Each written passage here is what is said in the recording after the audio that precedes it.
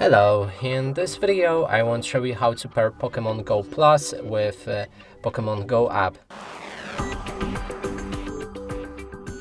And to do this we'll need to click on Pokemon ball on the bottom of our screen, move to the settings, here select connect devices and services, choose accessory devices. Now we can press on the Pokemon ball button right here on the Pokemon GO Plus. It should show in the available devices. We can click on that. Now it's pairing.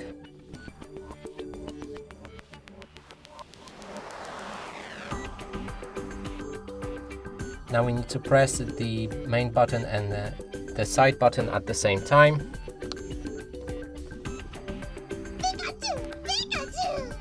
And it should be connected.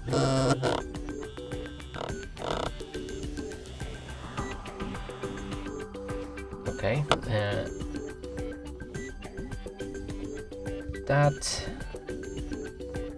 there was this introduction, but your device is connected. And that's it for this video. Hope you like it. Please consider subscribing to our channel, leave a like and a comment below.